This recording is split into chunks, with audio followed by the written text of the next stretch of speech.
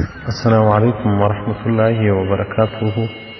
یو محترم پوښتنه کړې ده چې دا د زلزلو سبب څه شي چې زلزله کېږي.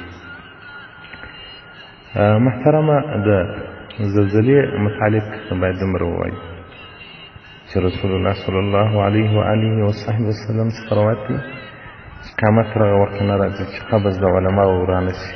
هغه حقیقي علما، هغه حقیقي ورثه د رسول الله صلی الله علیه وسلم هغه به مخ منځلي څخه ټول شي، لکه دا اوس چې زموږ څخه هغه سپین ږیري مشایخ کرام ځي، هغه الله ته ژوندي علما، د الله خوښ علما ځي، په هره منطقه کې هغه سپین ږیري عابدین علما نیکان علما ځي، داسې خلک پاتېږي ماوارو.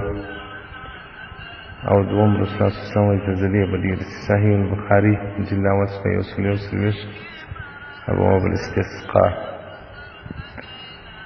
او دغه رنګه فتاوی عزي باب التفسیر والتشریح صفحه 88 هغه وایي چې د کثرت ګناهونو په وجه باندې هم زلزلې ډېرېږي، کوم ځای کې چې زناوې ډېرې شي او شراب خوړل، نو په دې وجه باندې هم زلزلې هغه یو اګاهي ده د انسانانو ته تنبیه ورکول دي چې خبردار اوسئ. د الله دومره عظیم قدرت دی چې دغه درنه مځکه چې په هېڅ شي باندې حرکت نه کوي، خو لیکن هغه داسې سره وښورېږي ټول انسانان خیریان کړي.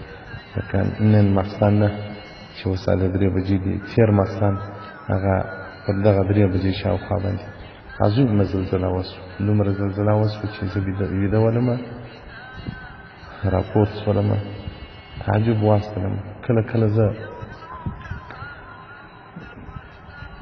د خوب څخه هغه راپورته شم، وبېرېږم، نو دغسې وبېرېدلې، خو کوچنیانو غږ راباندې وکړي وه، ډېره عظیمه زلزله وسوه. ما لکه خوب چې لیدی دا مځکه حرکت سره کوي. سر مې عبدالماجد ته غږ وکړي په لېوال کې ما زلزله وسوه، نو ډېره عظیمه زلزله وسوه. دا زموږ ګناهونه دي، الله جل جلاله دې رحم راباندې وکړي. الله دې موږ ته د هرې ګناه څخه اجتناب راکړي. الله ستا په فضل موږ نه وساتي. السلام علیکم ورحمة الله وبرکاته.